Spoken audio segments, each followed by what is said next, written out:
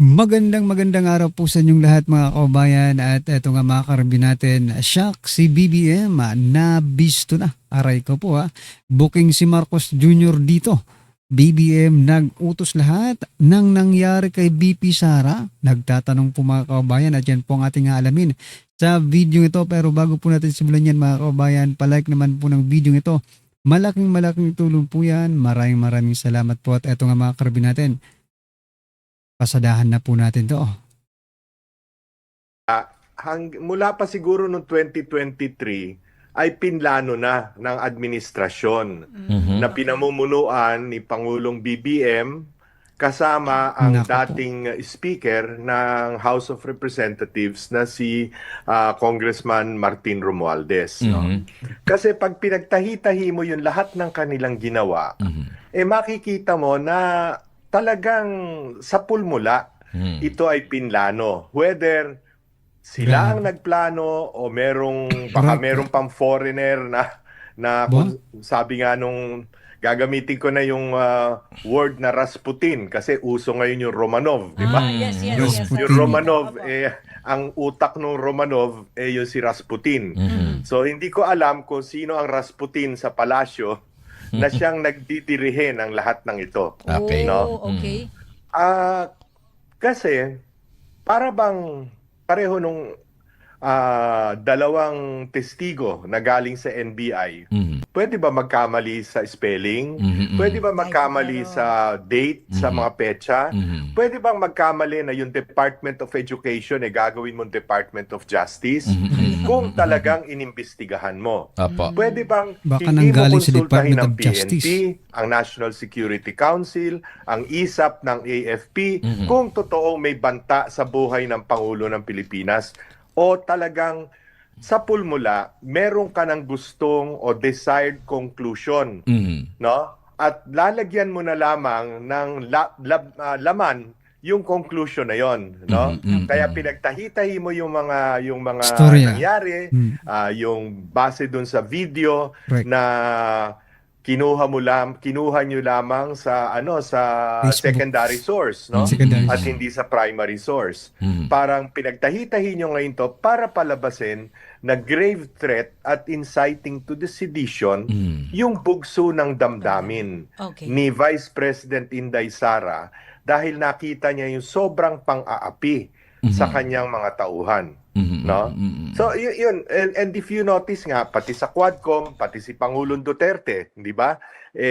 Kung ano-anong mga ginawa nilang disrespect sa isang dating pangulo ng Pilipinas, no? At naglabas sila ng kung sino-sinong testigo na sa totoo lang wala namang sinabing talagang makapagko-conclude ng mga kasalanan na kanilang ipinipinta dito sa mag-ama, no? All the way talagang planadong-planado ito, no? Dahil takot na takot sila at siguro pati ibang bansa, no? Takot na manumbalik ang isang Duterte sa Malacanang, no? So posibleng ganyan ang nangyari. Yan ang aking theory of the case, so to speak. Okay. So lamang nito, Sir Lito, marami pa kaya ang mangyayari sa ganitong kaganapan dahil ongoing na itong impeachment trial. Tatagal pa ito Di ba pa, Sir Lito? Tatagal pa ito. Hindi ba dapat nga isasalang ng prosecution si Zulaika Lopez, Attorney Zulaika Lopez. Yes, opo. Na Bakit chief of inurong staff nga po? Bakit Oo. inurong kaya? At saka yung si Belinda Bello ba yun? Yung House Sergeant at Arms o Deputy Sergeant at Arms.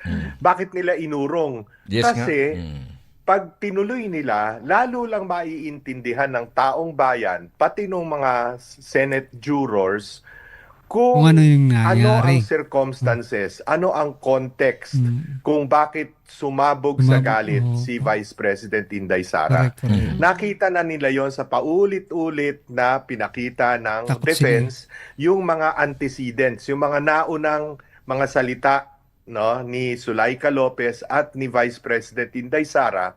At nakita nila, siguro naramdaman nila na miski yung mga Senate jurors naintindihan kung anong konteksto. So ngayon, kung Diba kasi nga mga kabayan, diba nung nangyari naman po yung video yun ni VP Sara dahil po grabe po yung ginawa nila kay Attorney Zulaika Lopez mga kabayan, diba? Kinontempt nila, kinulong po nila, diba? Ginipit nila sa kulungan. So talagang nagalit po si VP Sara dahil mahal na mahal po ni VP Sara ang kanyang mga tauhan. Kaya nga, nung mga nakaraan mga kabayan, no, hindi ko maiwasang i-compare yung nangyari dito sa kay Atty. Zulaika, yung nangyari po sa Davao, yung sinuntok ni VP Sara yung yung sheriff. Yun po ay isang gesture ng pagmamahal. Yung iba kasi nakikita mga kabayan, yung gesture na yon as violence, no. Hindi po. Para sa amin pong mga naniniwala kay VP Sara, it is a gesture of love of the constituent niya mga kababayan, di ba? Kasi paaalisin niya no? Wala pang titirahan, paaalisin na. So, kaya sumabog si VP Sara. Ganon din dito sa kay Attorney Zulaika, no? Nagawa ni VP Sara yung pagbabantang yon, no? Although conditional threat, no? Nagawa niya yon dahil sa mga nangyari. So, kasi kung ipapatawag po natin si nila, no, si Attorney Zulaika Lopez, lalabas po ang buong katotohanan na ganito pala ang nangyari kaya sumabog sa galit si VP Sara, di ba? tatawagin pa nila, lalo lang madidiin yung kanilang pangyayari noong November 23 kung saan Maja-justify. bugso ng damdamin at yung bang feeling mo aping-api ka na o aping-api na kayong pati mga tauhan mo, no? Kaya kung ano-ano na ang nasabi ng ating Vice President. Okay, binabanggit dito, sir, na talagang ang target naman talaga, bakit nagkaroon po dito ng impeachment kay VP Sara, ay para hindi lang sa tanggalin sa pagka-Vice Presidente, para hindi makatakbo sa 2028, wala sa kapangyarihan kapag po siya po na-impeach. Ang tanong nga ng iba kung talagang ayaw nyo kay VP Sara, bakit hindi kayo kumuha ng isang manok natatalo sa kanya sa 2028? Correct. Fair fight. Totoo yan. Glenn, Patas matatandaan mo, noong 2014,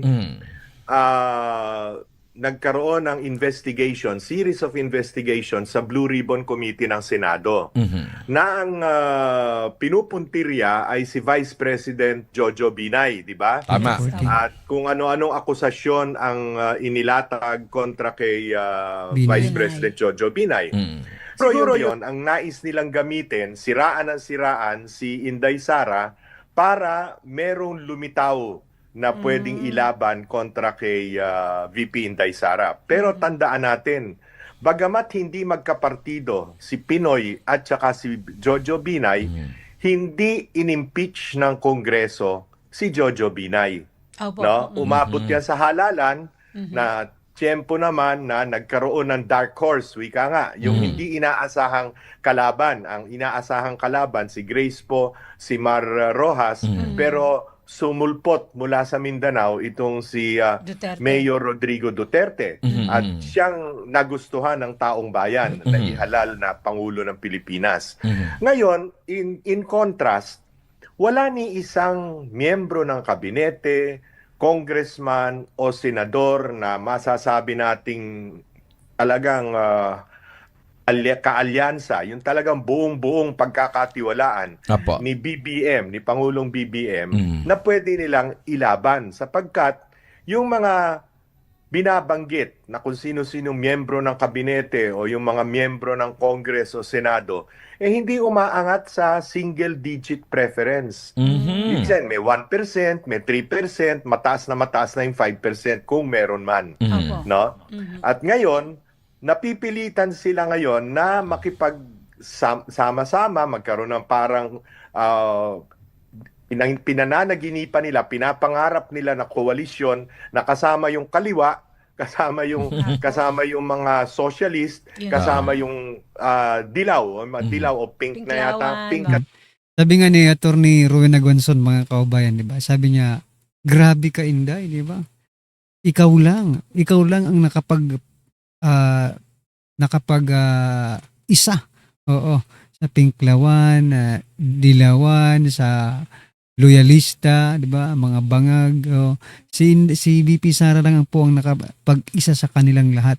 No, si Larissa Ontiveros, yung mga makakaliwa, lahat po sila nagkaisa na mga kababayan against Vice President Sara Duterte. Di ba?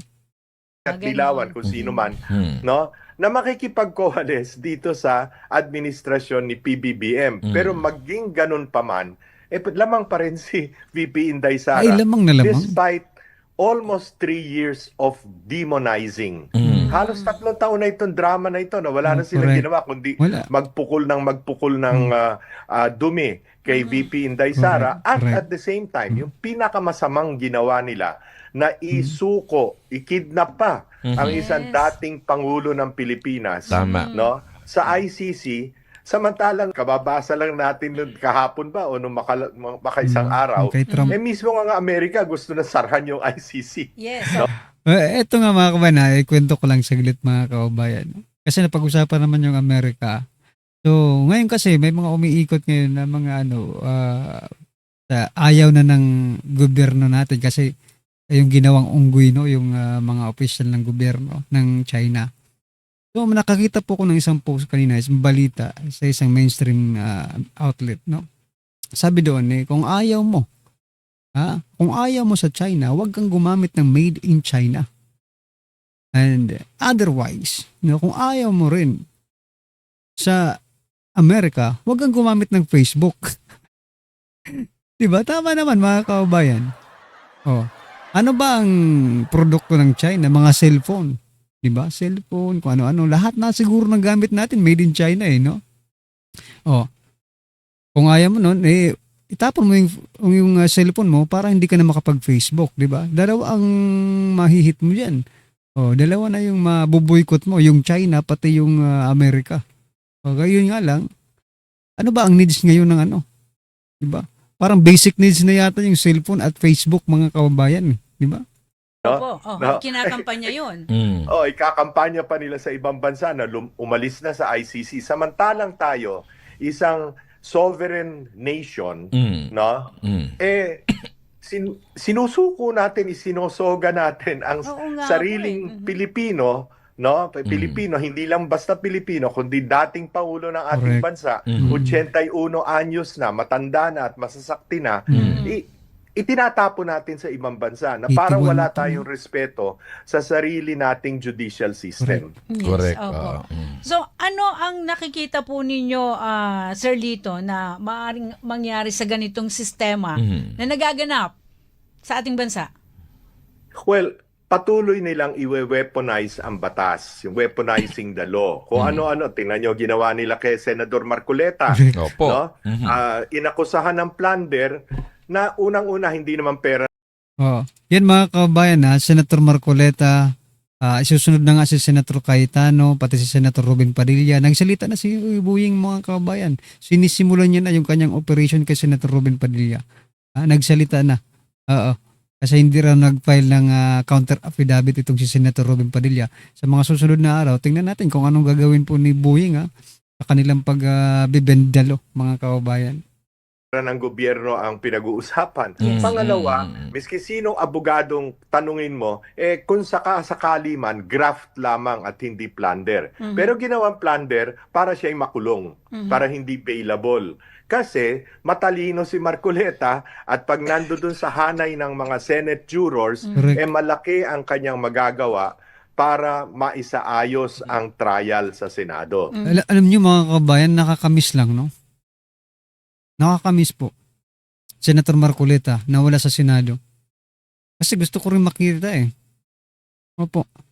Kayo, malamang kayo na miss niyo rin po sa Senator Marcoleta na magsalita sa Senado. Di ba? Pinayupak na yan. Hindi nyo ba naiintindihan? Mahal po ng taong bayan. Whether you are INC, Katoliko ka, Muslim ka, kung ano ka man, if you understand, no, ito, halos mayak na tayo dito. If you understand yung pinaglalaban po ni Senator Marcoleta, talagang masasabi mong napakalaki pong kawalan, no, ng ating Senado na wala ngayon si Senator Marcoleta dyan sa impeachment ni VP Sara. Di ba? Napakalaki pong kawalan. Although, nakikita po natin na dihado naman talaga yung prosecutor, pero iba pa rin eh. Iba pa rin pag nandyan po si Senator Marcoleta, mga kababayan. Di ba? Naiintindihan yung nararamdaman ko, mga kababayan, di ba? Sayang po. Nakakamiss. Alright? No? Ganun pa rin. Itong si ngayon meron pang lumabas na parang iimbestigahan daw si Senator Alan Cayetano Cayetano, dahil doon oo. sa SEA Games, no? Yung 2019. Nang dahil sa Oo, Kika, yung- Oo, yung yung Southeast Asian Games. nang dahil sa Kika, may imbestigahan siya, Cayetano. Walang iyang na to. NBI matibag na to. Oo. Takot na naman sila. Ginawa nila kay Joel Villanueva na sabi sa loob ng 2 linggo, isasampa na namin ang kaso kontra kay Joel Villanueva. 2 buwan na nakaraan. Wala naman. Hindi lang po si Joel Villanueva, pati na rin po si Romualdez, mga kababayan, ha? Anong sabi kahapon ni Buying? Ano na daw parang magkakaso pa lang, 'di ba? Aray ko po. Yung plunder case ni Romualdez ngayon pa lang, mga kababayan. Hindi pa nga sure kung matutuloy o hindi. Putsang galang yan. Isinasampang kaso. Kasi nga po lumipat na. Bumaliktad. No? si Senador Chis Escudero na binanggit sa maleta, binanggit din na nung si Undersecretary Roberto Bernardo na ngayon ay state witness, Yun na nga. bilyon-bilyon ang andi umano'y Grabe, State ano? witness nakuha na. niya sa flood control at iba pang proyekto, pero ngayon ay state witness na inilink tahasan sa loob ng Senado mismo sa Blue Ribbon Committee, inilink si Senator Chis Escudero. Pero nasa na yung kaso? Wala na yung kaso. In fact, Senate Presiding Officer na ngayon si Chis Escudero ng trial ng pangalawang Pangulo. Tapos pa, sir. Nakikita naman siguro ng taong bayan ito, no? Aha. Na kung basta parang pinaglaban mo si Nakikita yan. Pacman at saka si Mayweather, pero tinalian mo yung kamay ni Pacquiao. Pacman doon sa laban, Oo. doon sa awayan. Oo. Correct. Ito pa, sir, yun daw sa mga congressman ng mga prosecutor, yung iba raw dun kailangan din daw imbestigahan kasi may mga sangkot din daw doon sa mga mismong katiwalian Ano kaya, sir, ano kaya pakiramdam na ikaw yung taga-usig pero ikaw alam mo na meron ka rin itinatagong kaso regarding sa katiwalian? Hindi lang prosecutor, pati O, witness. Oo, pati witness. Sir Lito. Pati go ahead. witness. Pati witness. Glenn, yun na nga pero parang hindi naman sila nahihiya doon sa kanilang mga ginawa. Yun Ano? lang. Kapal na eh. Oo. Yun lang. Itong witness kahapon nung kinonfront ni Senator Robin Padilla tungkol doon sa kaso niya na extortion at pulidap Oo. no? sa Grabe mga nga. Chinese nationals Oo. no? na isampa na sa ombudsman pero hindi naman kumikilos ang ombudsman. Oo. At ang dahilan lamang niya peke daw yung notaryo. Para naman maalala mo yung ginawa nila kay Orly Gutesa. Medyo hindi daw totoo yung sinabi kasi dubious yung notaryo. Grabe. Nakikita. I mean, lahat na lang ginagawa nila no? At Grabe mga kababayan. Ibig sabihin, kahit gumawa ka ng krimen, as long as hindi valid yung notaryo, mga kababayan. Di ba? Kahit may nakita kang krimen tapos isumbong mo, tapos siyempre magpapanotaryo ka, mga kababayan, tapos hindi valid yung... Dahil sila nga ang nasa kapangyarihan, they can manipulate everything, mga kababayan. So, useless po. Di ba? Useless. dito namang mga prosecutors ng House, no? Halos lahat sa kanila sangkot sa flood control Halos lahat sa kanila. Meron nga itong isa na napakadaldal, Oo. no?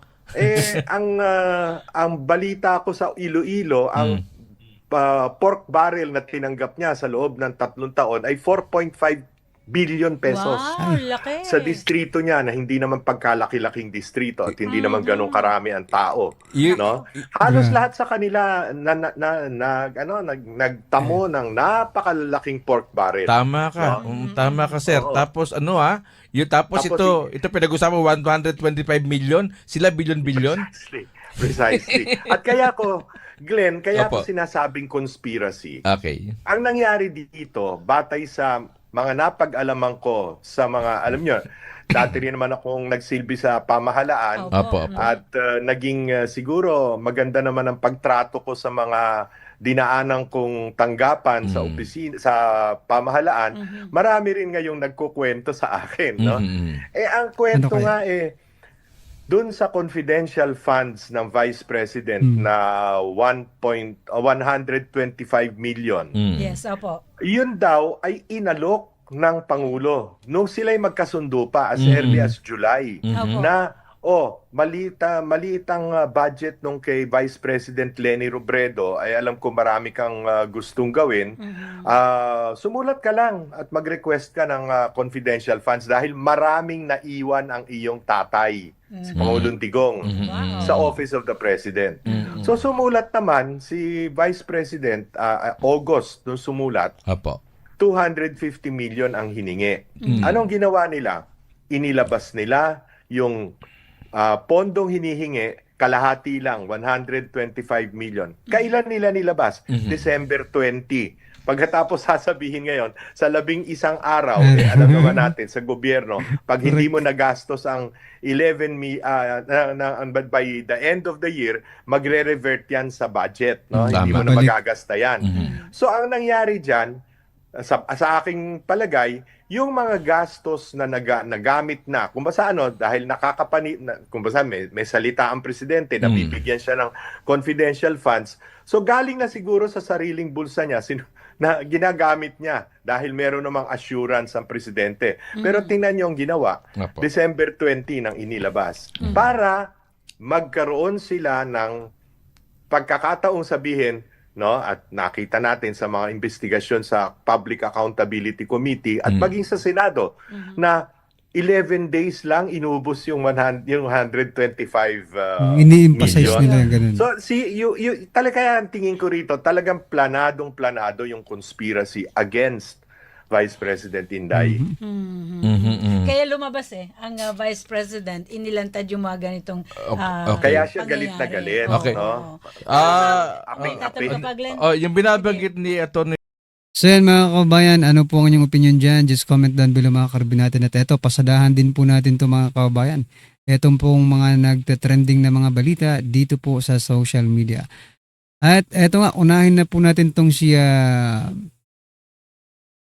Representative Percy Sindanya. Okay? Marami po nga nagre-react mga kababayan, no? Etong mga ginawang AI generated po ng China sa kanila pong mainstream Chinese state media outlet. Ito po mga ganito. Yan yung mga unggoy na yan, diba? Sabi po dito, si Kiko Pangilinan, si Tariela, no? At itong si Sindanya, nag-react po sila. Although iba-iba po yung kanilang statement mga kababayan, pero yung context isa lang. Ito po, hindi kami unggoy. Ayan. Lahat sila po, ganyan ang sinasabi. Mariing kinundina ni Akbayan Party List Representative Sindanya, Percy Sindanya, ang AI-generated video na inilathala ng Chinese state media outlet. Sabi niya dito, hindi unggoy ang mga Pinoy. Ayan mga kababayan. You know what? Kung wala ka namang diba? Kung wala kang, bakit ka naman masasaktan dyan? Kung hindi ka naman talaga unggoy. Diba? Baka unggoy nga kayo kasi nasaktan kayo. Yung mga unggoy lang ang masasaktan dyan sa ginawa ng China. No? Ikaw, nasasaktan ka ba sa ginawa nila? Hindi, diba? Kasi hindi ka naman unggoy. Sila nasasaktan kasi mga unggoy sila, mga kababayan. Ito po ang sabi dito ng ating mga kababayan. Sabi ni Jan, dignidad daw, meron ka ba nung gising nananaginip kang iwi? Hindi ka nga unggoy, mukha lang, aray ko, mukha lang daw unggoy mga kababayan. Sabi naman po dito, isa pa to. Kayo lang, hindi kami. Ayan, unggoy nga, wait, unggoy na tabingi, aray ko Unggoy nga kayo. Aswang kami nang iwi. Grabe. Ikaw lang yon, unggoy ng iwi. Nakakahiyang Pilipinas ngayon, naging unggoy na. O bakit kaya? Dahil sa mga is, dahil din naman sa inyo yan eh. Ito hindi magiging ganyan ang perception ng China kung hindi dahil din sa inyong mga hinayupak kayong mga nasa gobyerno. Sabihin nyo, hindi, dahil sa mga ordinaryong Pilipino yan. Ano naman ang kinalaman ng ordinaryong Pilipino dyan? Ha? Yan po ang nakikita nila dahil po sa mga katulad ninyo. Oo, dahil sa mga katulad yung mga politiko. Ayan, nagmukha tayong unggoy sa China. Hindi lang sa China, kasi hindi lang naman China ang nakakapanood yan. Di ba? Nagmukha tayong unggoy sa buong mundo. Dahil sa presidente natin siguro. Siguro lang Oo, mga kabayan, hindi tayo sure. Pero gobyerno niya ito eh. Kaya ano pang iisipin mo? Di siya nga, mga kabayan. Ito pa. Nako, ito si Buying Rimulya, mga kabayan. Sabi po dito mga karbi natin, gusto mong yumaman? Sabi ni Buying, gusto mong yumaman? Huwag kang pumasok sa gobyerno. Ito sabi kung gusto nilang yumaman, sabi ni Buying, hindi gobyerno sila dapat maghanap ng trabaho. Magtayo na lang sila ng negosyo sa labas ng pamahalaan. Aray ko naman. Buying, maraming yumayaman dyan sa gobyerno. Sa totoo lang. Biruin nyo tayo mga ordinaryong Pilipino, hindi mga politiko, yung mga ordinaryo lang tayo po ay nagsusumikap na makapag-aral, di ba? Para makapagtrabaho, mga kaubayan, at kumita naman ng kaunting pera, no? Kailangan natin graduate, ilang taon natin pinagsikapan yan, walang yan. Tapos eto, pagdating ng eleksyon, yung mga bobo, yung mga walang pinag-aralan, sila ngayon ang tatakbo bilang mga opisyal ng ating gobyerno. Di ba? Bakit? Bakit sila dyan, di ba? Walang pinag-aralan pero tumatakbo sa gobyerno. Bakit? Dyan ang pera sa gobyerno. Madali ang pera sa gobyerno, kaya kami, Buying, huwag mo kaming lokohin. Tingnan mo na lang yung nangyayari dyan sa flood control. Trilyon po ang pinaghati-hatian ng mga buhayang yan. Diba? Aniwala ba kayo kay Buying na wag daw pumasok sa gobyerno kung gusto mong yumaman? Ano lang pala nangyayari sa inyo dyan? Itingnan nyo si the very best example. Tingnan nyo si Stella Kimbo, si former Representative Stella Kimbo ng Marikina. Marikina ba? Tama, Marikina. Diba? Dating teacher. Ngayon, grabe na. Diba? Yung sasakyan, yung mga bag. In just few years of being a representative, mga kababayan. Tapos sasabihin mo sa amin, ganyan. Huwag kayong pumasok sa gobyerno kung gusto nyong yumaman. Dahil ang gobyerno ay para lang sa inyo. Walang yayan. Para lang pala sa inyo. Para lang pala sa kanila. Ang pagiging mayaman sa gobyerno, mga kababayan. Anyway. Eto. Sabi po dito, mga kababayan, parang may mali. Sabi po ni TJ, no? Sabi ni TJ, parang may mali. Anong mali dyan? Bugok kaya pala nasa gobyerno ka. Correct. Sira na yata ulo nito, Puro nga kayo linta dyan sa gobyerno. Sabi po ni Ed Drift, ayan. Sabi na ni Greg, mag-ombudsman ka para paldo. Ayun. Sige nga, mag-resign ka nga dyan, unggoy. Ayan. Kaya pala sobrang yaman mo na ngayon. Ayan, bilib talaga ako sa lakas ng loob mo, boss. Sabi po ni Jong, ayan mga kababayan. Ano pong masasabi mo dyan? Just comment down below, mga karibin natin. At eto, pasadahan din po natin to, mga kababayan, no? Ito pong post ni Sir Jack Argota. Patungkol po ito, mga kababayan, sa isang BBM vlogger, no? Na baril, nagorgor. Sabi po dito, ito, ewan ko kung maniwala kayo dito, it's up to you, mga kababayan, no? I'm not forcing you to believe. Pero ito po ang sabi dito ni Sir Jack. Sa BBM vloggers, wake up call na yan. Mag-ingat kayo kasi madami na kayong nalalaman sa sindikato nila. Aminin nyo man o hindi. Alam naming bayad kayo. Sinangla nyo na ang mga kaluluwa nyo. Diyan, madaling pumasok pero mahirap lumabas sa mundo ng kriminal. Rest in peace. Ayan mga kabayan. What do you think? What do you think mga karabin natin? Ang sabi kasi nilooban, no? Sabi nga sa isang nakita kong vlog ni PH, no? Update. Sabi niya doon sa caption po nilooban o away magjowa. Yun yung mga perception na naiisip ng taong bayan ngayon, no? Sa pangyayari. Pero wag muna tayong bigay ng information because mga kaubayan, hindi pa naman tapos yung investigation ng PNP. Let the PNP do their job first, no? Saka na tayo magbigay ng totoong reaction natin. Anong malay natin kung ano ba talaga yung dito, yung nasa likod nito, di ba? Kasi hindi rin naman natin alam. Kaya manahimik na lang po muna tayo.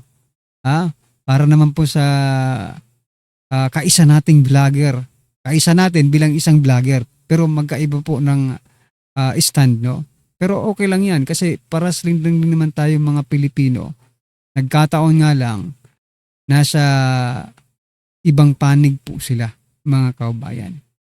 So, ayan, kahapon sinabi ko na po pero ngayon ulitin ko pa rin, no? Condolence po sa pamilya ni Mima Alicia, no? Ayan, nakikiramay po kami sa inyo. Ayan mga kabayan, ano po ang inyong opinion, reaksyon patungkol po sa video ito? Just comment down below mga karabin natin at syempre huwag pong kalimutang i-like ang video ito at mag-subscribe na rin po. Maraming salamat mga kabayan.